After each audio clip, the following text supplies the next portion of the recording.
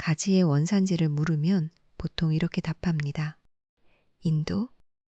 그런데 이 대답은 맞으면서도 조금 부족합니다. 우리가 마트에서 보는 매끈한 보라색 가지는 한 지역에서 갑자기 태어난 채소라기보다 아시아의 여러 밭과 부엌을 지나며 조금씩 바뀐 작물에 가깝습니다. 더 흥미로운 건 가지가 처음부터 지금처럼 먹기 좋은 채소가 아니었다는 점입니다. 작고 쓰고 가시가 많고 어딘가 수상해 보이는 열매. 그런 식물이 어떻게 인도와 동남아시아, 중국, 페르시아, 지중해, 그리고 조선의 장독 때까지 이어졌을까요?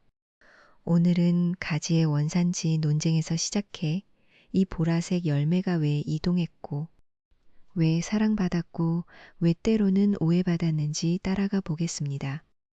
먼저 원산지부터 정리해야 합니다. 예전에는 가지를 두고 인도 원산이라고 간단히 말하는 경우가 많았습니다. 실제로 인도 아대륙은 가지의 역사에서 아주 중요한 지역입니다. 하지만 최근 유전체 연구들은 이야기를 조금 더 넓게 봅니다. 재배가지의 야생 조상으로는 솔라눔 인사눔이라는 식물이 자주 거론됩니다. 쉽게 말하면 오늘날 우리가 먹는 가지와 가까운 야생 친척입니다. 이 계통이 인도 아대륙과 동남아시아를 잇는 넓은 지역에 걸쳐 있었고 그 안에서 사람들이 먹기 좋은 개체를 고르고 다시 심으며 재배가지가 만들어졌을 가능성이 큽니다. 특히 최근 대규모 유전자원 분석은 적어도 2개의 주요 재배화 중심이 있었을 가능성을 제시합니다. 그래서 가장 안전한 표현은 이렇습니다. 가지는 인도 한 점에서 출발했다기보다 인도 아대륙과 동남아시아를 포함한 넓은 아시아권에서 길들여진 작물입니다. 여기서 중요한 건 길들여졌다는 말입니다. 야생의 열매가 어느 날 갑자기 밥상에 올라온 게 아닙니다. 사람들은 더 큰 열매를 골랐고 덜 쓴 열매를 남겼고 가시가 덜한 개체를 선호했을 겁니다. 가지는 가지과 식물입니다. 토마토, 고추, 감자와 친척 관계에 있죠. 그런데 가지과 식물 중에는 독성이 있거나 쓴맛이 강한 것도 많습니다. 그래서 낯선 가지를 처음 본 사람에게 이 열매는 꽤 조심스러운 대상이었을 겁니다. 실제로 고대 중국 문헌을 분석한 연구를 보면 기원전 59년 무렵의 가지 재배 기록이 확인됩니다. 현재까지는 연대를 비교적 신뢰할 수 있는 가장 이른 문헌상 재배 기록으로 평가됩니다. 다만 이것이 중국이 가지의 단일 원산지라는 뜻은 아닙니다. 문헌이 남아있다는 것과 작물이 처음 생겨났다는 것은 다른 문제니까요. 중요한 건 적어도 그때 이미 가지가 사람이 관리하는 작물이었다는 사실입니다.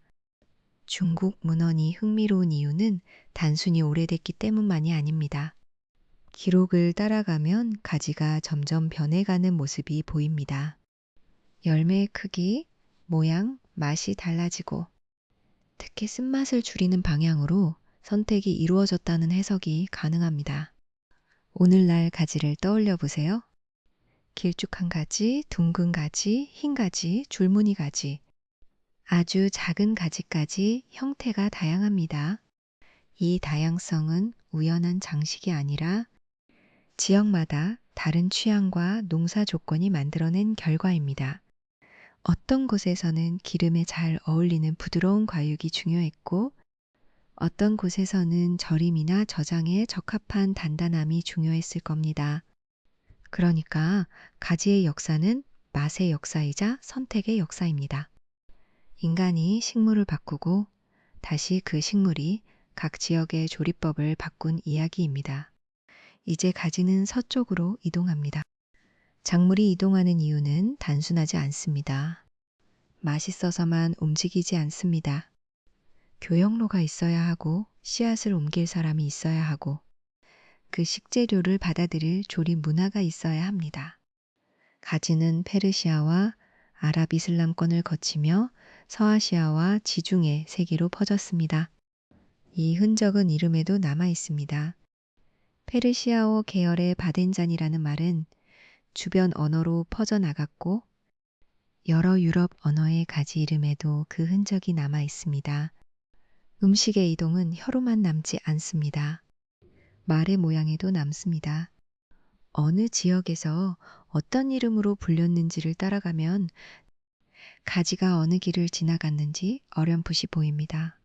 이건 작은 채소 하나가 교역, 정복, 이주, 언어 접촉의 기록이 될 수 있다는 뜻입니다. 그런데 유럽에서 가지가 처음부터 환영받은 것은 아니었습니다. 특히 이슬람권과 접촉이 깊었던 지역에서는 비교적 일찍 알려졌지만 서유럽 전체가 중세부터 널리 먹었다고 말하기는 어렵습니다. 어떤 지역에서는 가지가 낯선 외래 채소였고 가지과 식물 특유의 이미지 때문에 경계의 대상이 되기도 했습니다. 영어권에서 가지와 관련된 옛 이름 중에는 미친 사과를 떠올리게 하는 표현도 있었습니다. 물론 이것을 지금 기준으로 과장해서 사람들이 모두 가지를 독약처럼 여겼다고 말할 필요는 없습니다. 다만 낯선 식재료가 한 문화권에 들어올 때는 늘 시간이 필요합니다. 처음에는 의심받고 일부 지역에서 시험되고 특정 조리법을 만나고 어느 순간 지역의 대표 음식이 됩니다. 오늘날 지중해 음식에서 가지를 빼기 어려운 걸 생각하면 이 반전은 꽤 인상적입니다. 그렇다면 한반도에서는 어땠을까요? 가지가 정확히 언제 들어왔는지는 조심스럽게 말해야 합니다. 삼국시대나 고려시대에 이미 들어왔다는 설명도 보이지만 안정적으로 확인되는 문헌 증거를 기준으로 하면 적어도 조선 전기에는 가지가 분명히 쓰이고 있었습니다. 조선 전기의 조리서로 알려진 수은 잡방에는 오이와 가지 같은 채소의 저장법이 언급됩니다. 또 가지를 활용한 장류 계열 음식도 보입니다. 이 대목이 중요합니다. 가지가 단순히 여름에 따서 바로 무쳐 먹는 채소만은 아니었다는 뜻입니다. 여름에 많이 나는 채소를 어떻게 오래 먹을 것인가? 이 질문은 조선에 부엌에서 아주 현실적인 문제였습니다. 냉장고가 없던 시대의 저장은 취향이 아니라 생존과 생활 경제의 기술이었습니다. 한국 음식사에서 가지는 김치와 절임의 역사 속에서도 모습을 드러냅니다. 조선 전기 문헌 속 김치 항목에는 조가자라는 이름이 보입니다. 글자 그대로 보면 술찌개미나 발효 재료와 관련된 가지 절임으로 이해할 수 있는 항목입니다. 다음 문장입니다. 세부 조리법을 오늘날 음식으로 단정히 재현하기는 어렵지만 한 가지는 분명합니다.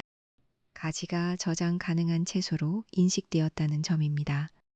이건 한반도 식생활의 특징과 잘 맞습니다. 계절이 뚜렷한 곳에서는 여름의 풍성함을 겨울까지 끌고 가는 기술이 중요합니다. 말리고 절이고 장에 넣고 발효시킵니다. 가지도 그 흐름 속에 있었습니다. 부드럽고 물컹한 식감 때문에 호불호가 갈리는 오늘날의 가지가 조선의 부엌에서는 계절을 넘기는 식재료였던 셈입니다. 가지의 경제적 이유도 여기서 보입니다. 가지는 비교적 따뜻한 계절에 잘 자라고 열매를 계속 맺는 채소입니다. 밭에서 여름 반찬을 공급하는 데 유리합니다. 또 지역에 따라 굽고 찌고 볶고 튀기고 절이는 방식으로 다양하게 활용됩니다. 특히 기름과 만났을 때 가지의 성격은 크게 달라집니다. 스펀지처럼 기름과 양념을 머금는 과육은 어떤 문화권에서는 장점이 됩니다. 페르시아와 지중해의 가지 요리, 중국의 기름진 가지볶음, 한국의 가지나물과 절임은 모두 같은 식물이 각기 다른 조리 환경에 적응한 결과입니다.